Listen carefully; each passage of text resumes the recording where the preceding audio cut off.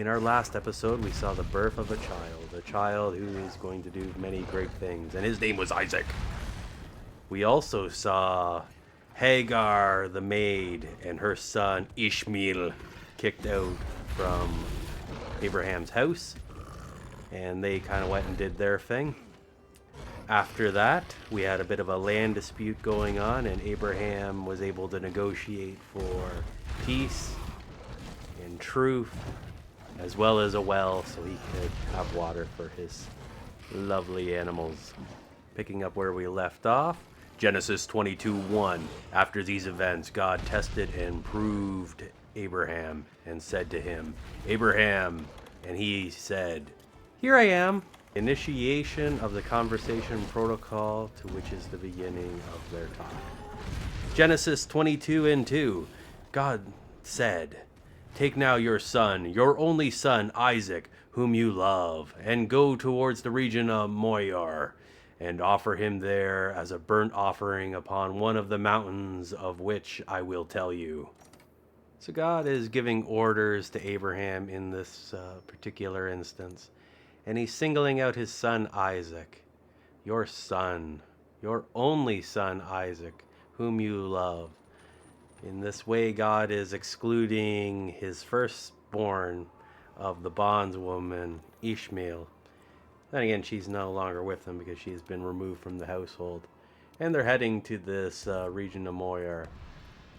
Don't know where that is, but we could look on a map and we might be able to find it. Although it might not be under the same name. And Abraham is tasked to go to this mountain and offer a burnt offering, a sacrifice. So I guess as they get closer to Moreh or whatever, Morin, they're going to see the different mountains there, and God's going to let them know which one to go to. Genesis 22:3. So Abraham rose early in the morning, saddled his donkey, and took 2 of his young men with him, and his son Isaac. And he split the wood for the burnt offering, and then began the trip to the place of which God had told him. It sounds like Abraham has additional information that we don't at this current juncture in time. He knows which mountain, where exactly on the mountain to go. So there's definitely details that Abraham received when communicating with God that we don't have, for he knew exactly where to do this sacrifice and how to get there or whatever. And it's deliberately not in there for us to like find the spot where the sacrifice takes place, because people tend to make religious things out of places, build shrines and monuments and all this stuff, and the old world is filled with all that kind of stuff, and I don't think God wanted anything like that being there, and it doesn't seem to me that he's into that kind of stuff. God is not into idols. So, and we see that throughout the Old Testament as well as in the New. So that's just something we'll look forward to seeing more of. And then he's splitting the wood, getting everything ready. So he's getting well prepared, getting everything that they need to go to this location for the sacrifice, the burnt offering. Genesis 22:4. On the 3rd day, Abraham looked up and saw the place in the distance. So it was quite a journey to get here, multiple days of trekking, and it sounds like, I mean, he split the wood and he carried it the entire way, so that would have been a lot of weight to carry and a lot of stuff that they probably brought with them to navigate through the wilderness, as well as climbing a mountain, because that's work as well. Genesis 22:5. And Abraham said to his servants, "Settle down and stay here with the donkey, and I and the young man will go yonder and worship and come again to you." So they split off. They split off from the group. The 2 young men, they were probably carrying a bunch of stuff, and maybe they're like making camp or something. So they're going to stay down there and wherever their location is. And Abraham and Isaac, his son, the young man, are going to continue on, probably climbing up a little bit more, that they're almost to the location that they need to be. So they're going to go do their worship, and then they're going to come back afterwards. stay here with the donkey. You don't want the donkey running away. That would just be terrible. So I guess, yeah, they didn't manually hike. So maybe they got to a location, parked the donkey, and then climbed the mountain. Maybe it was something more like that. Maybe that's how the logistics of that went down. Or the donkey climbed partway up the mountain. It couldn't have been a steep mountain. I don't know how high of mountains donkeys can climb. And maybe it was like the donkey was saddled with stuff and they were kind of walking beside it or riding the donkey. I don't know how that all went down. Genesis 22:6. Then Abraham took the wood for the burnt offering and laid it on the shoulders of Isaac, his son. And he took the fire pot, in his own hands and a knife, and the two of them went on together. So they're making their way up there, and they need to arrange who's carrying what. And he's got Isaac carrying the wood. He lays it on their shoulders. So Isaac probably isn't the small little boy that he was in the previous chapter. This probably was some years after that for him to have the strength to be able to carry the amount of wood needed for a sacrifice. And Abraham is carrying the fire and the knife, so the other portions that are needed. Doesn't say they're taking any food up with them or anything, so it's within walking distance and they didn't need anything else. They're not far now from where they need to be. Genesis 22:7. And Isaac said to Abraham, "My father." And he said, "Here I am, my son." Isaac said, "See, here are the fire and the wood, but where is the lamb for the burnt sacrifice?" I can just picture this. Abraham getting the boys together to go do the sacrifice. He gets two guys to go with him, carry stuff and travel with them. Maybe they're armed guards, it's hard to say. Gets his son ready, and they all go on this journey. And I don't know if there was much talking on the way. I don't think there would have been. I think it would have been kind of solemn. They knew they were going to go to perform a sacrifice. Probably the men that were with them, they were looking pretty solemn. Abraham was probably solemn as well. They just looked without that life energy, that vigor, and Isaac's there probably humming a tune along, not knowing really exactly what's going on. Then again, he might have been in his teens. He could have been like 16 or something, and maybe he's just used to a really good service, and it was like, well, the sacrifice will meet. We'll see it when we get there type of thing, and probably didn't question it so much that maybe they were going somewhere to the location or whatever, and the thought or the idea didn't really come to him, and he was just trusting in his dad that this was just a journey that they had to do because God said that they did, and they like to listen to God because he's been very beneficial in the past, and Abraham, his father, had a good relationship with him. So I don't know how that exactly went down, but I don't think it was a song and dance and a bunch of merry men making their way down the mountain to perform the sacrifice. I think it was a somber, reflective kind of thing, and not necessarily the most happy of occasion. I see the fire, I see the wood, but where is the lamb? Just those questions probably were quite painful. But that's not the end of the story. Genesis 22:8. Abraham said, "My son, God himself will provide a lamb for the burnt offering." So the two of them went on together. This is a multi-dimensional prophecy that Abraham has done right here. This part is kind of crazy. So God is going to provide the lamb for the sacrifice, and that refers to this particular instance in providing a lamb. We'll see that in a little bit.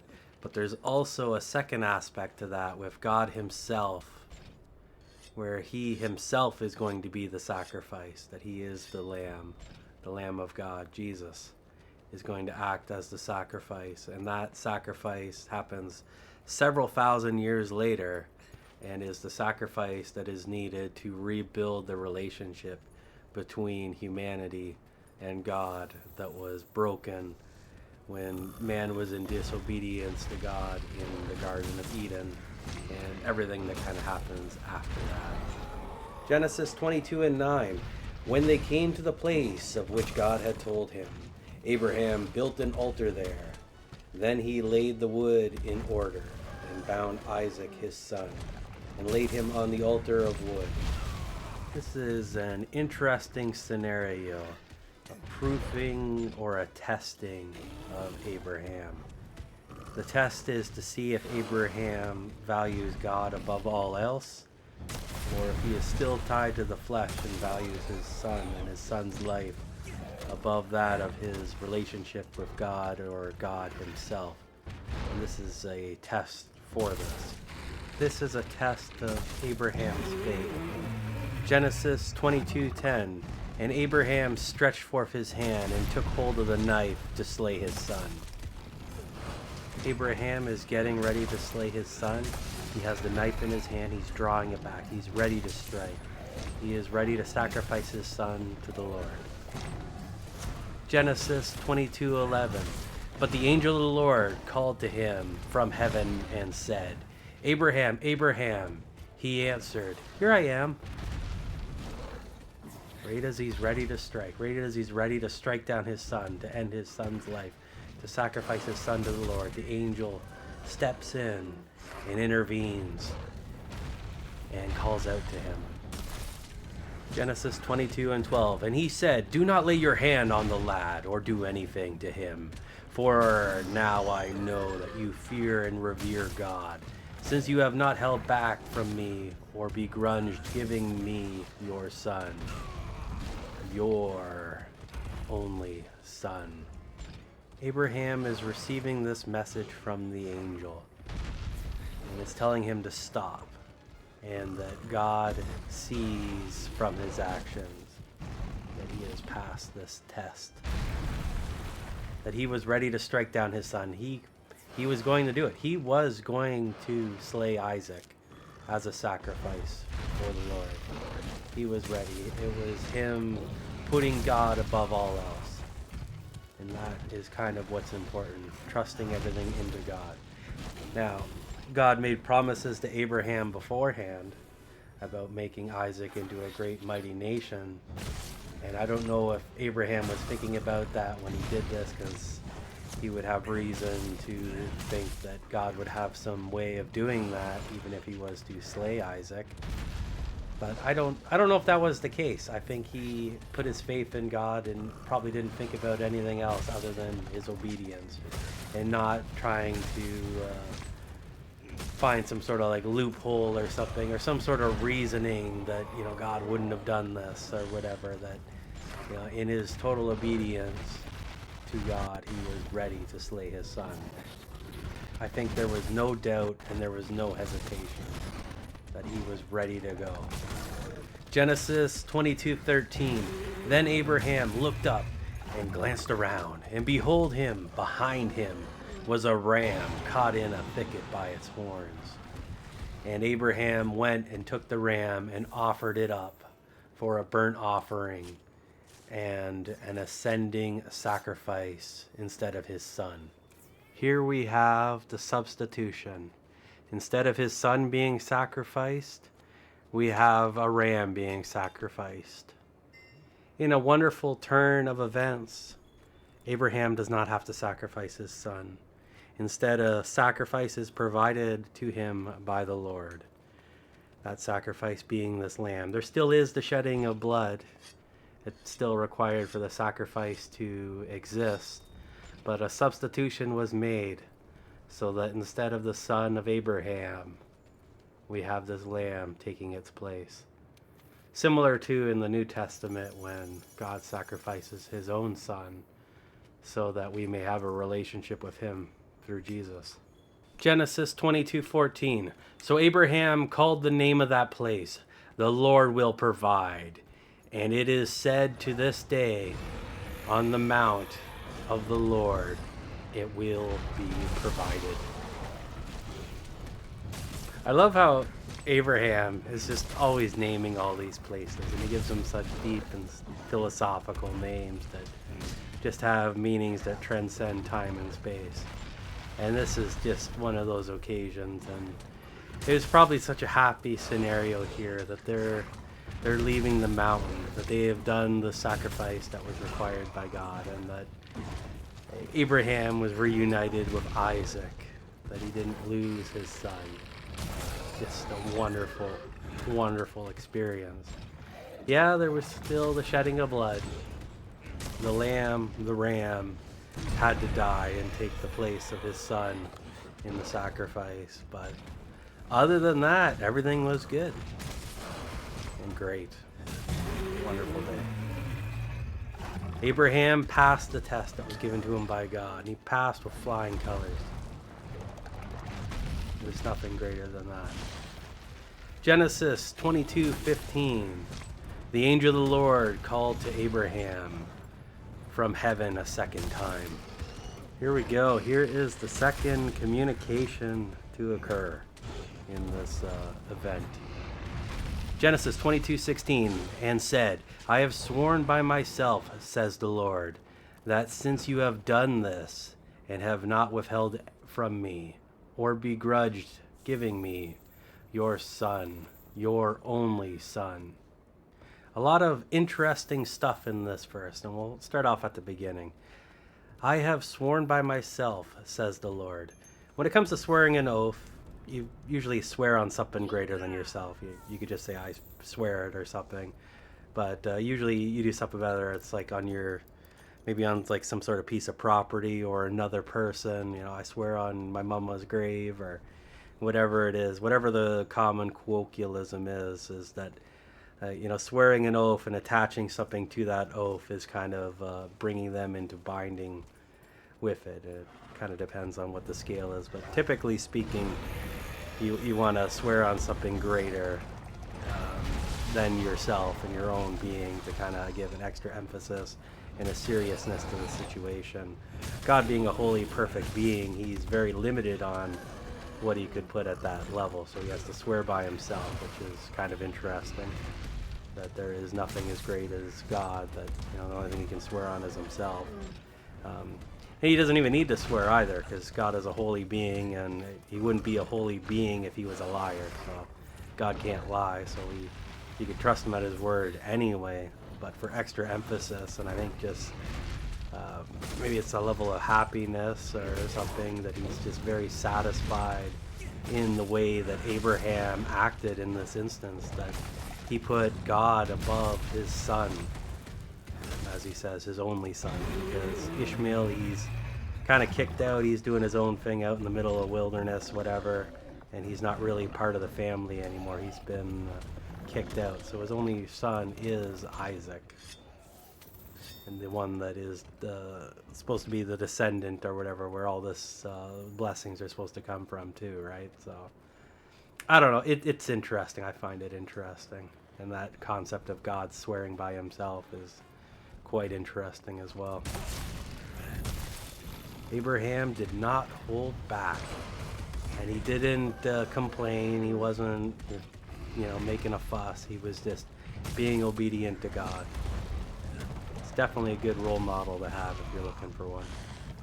Genesis 22:17, in blessings I will bless you, and in multiplying I will multiply your descendants like the stars of the heavens and like the sand of the seashore.